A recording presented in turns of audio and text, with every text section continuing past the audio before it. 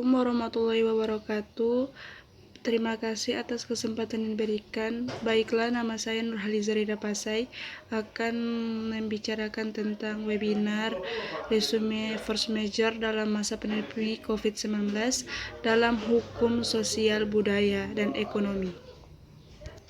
Wabah atau pandemi adalah penyakit yang menular menyebar melalui populasi manusia di dalam ruang lingkup yang besar, misalnya antar negara dan seluruh dunia.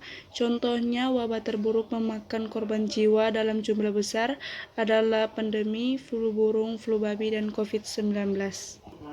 COVID-19 juga merubah sistem budaya, pola kebiasaan manusia masyarakat Indonesia yang cukup senang berkumpul bersamaan, nongkrong di kafe, warung kopi, kini dituntut untuk kebiasaan baru, yaitu menggunakan masker, cuci tangan, dan jaga jarak, dan juga rapid test apabila melakukan perjalanan jauh.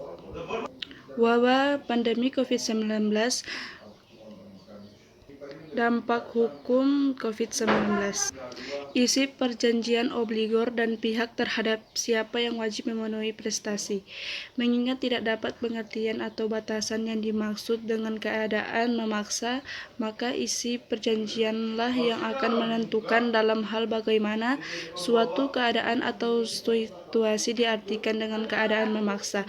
Jika isi perjanjian mengatur bahwa bencana nasional non-alam dikategorikan sebagai keadaan memaksa, maka obligor yang terkena dampak COVID-19 dapat menuntut untuk dikecualikan dari pembayaran biaya, ganti rugi, dan bunga.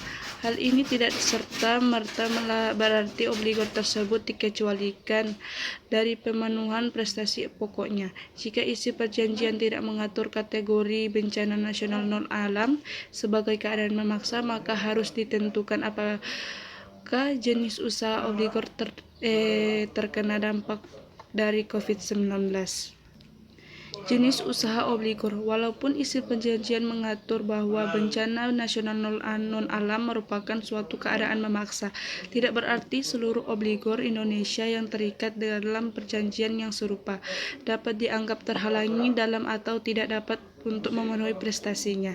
Hal ini karena terdapat perbedaan pada jenis usaha, sifat perusahaan, dan tempat beroperasinya masing-masing perusahaan. Oleh karena itu, walaupun terkena dampak COVID-19 sebagai bencana non-alam dianggap atau diartikan sebagai keadaan memaksa atau force major. Berdasarkan isi perjanjian atau kontrak, keadaan situasi ini tidak dapat diberlakukan untuk semua perusahaan atau tidak dapat diberlaku secara umum. Dalam hal obligor dan tidak terhadap siapa ia memenuhi prestasi, tidak sepakat apabila obligor yang tidak mampu memenuhi prestasi karena maka dari COVID-19 dianggap wan prestasi atau karena keadaan memaksa, maka pengadilanlah yang seharusnya menentukan apakah COVID-19 sebagai bencana nasional non-alam adalah suatu keadaan memaksa bagi obligor yang bersangkutan. Kemudian, COVID-19 juga merubah tata aturan. Munculnya tata aturan yang baru tersebut kemudian salah satunya ditandai dengan adanya himbauan dari pemerintah untuk belajar dan bekerja dan beribadah di rumah sejak awal kemunculan virus di Indonesia. COVID-19 dan perubahan sosial. COVID-19 merubah perilaku masyarakat.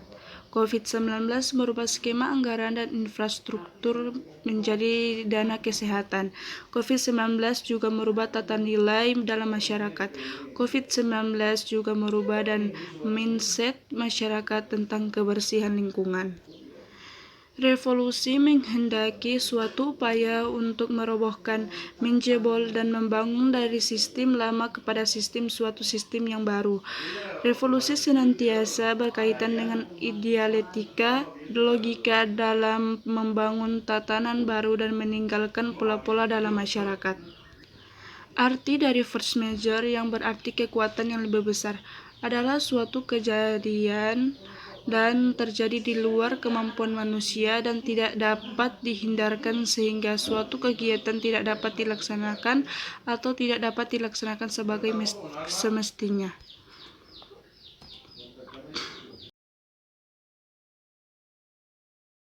Litan diartikan sebagai keadaan obligor tidak dapat membayar hutang karena sudah jatuh tempo. Alasan mengapa obligor tidak dapat membayar hutang ini harus ditentukan terlebih dahulu. Jika tidak bisa membayar hutangnya karena alasan-alasan terkait COVID-19, sebagaimana analisis terhadap penetapan kondisi keadaan memaksa atau force majeure di muka, maka pendapat hukum yang sama juga berlaku untuk perusahaan yang berniat untuk mengajukan kepailitan. First major terjadi revolusi sosial. Revolusi society adalah perubahan sosial dan kebudayaan yang berlangsung secara cepat dan menyangkut dasar atau pokok kehidupan masyarakat. Di dalam revolusi, perubahan yang terjadi dapat direncanakan atau tanpa direncanakan terlebih dahulu, dan dapat dijalankan tanpa kekerasan atau melalui kekerasan. Ukuran kecepatan suatu perubahan sebenarnya relatif karena revolusi pun dapat memakan waktu yang lama. Kemudian force majeure karena bencana alam. Bencana alam adalah suatu peristiwa alam yang mengakibatkan dampak besar bagi manusia. Peristiwa alam dapat berupa banjir, tsunami, gunung berapi, dan lain-lain. Kemudian pandemi COVID-19 dan antisipasi hukum. Terjadi pandemi COVID-19 telah menyebabkan pemerintah dan DPR memberlakukan berbagai aturan perundang-undangan yang dapat dipergunakan sebagai antisipasi hukum dalam penyelesaian pandemi tersebut.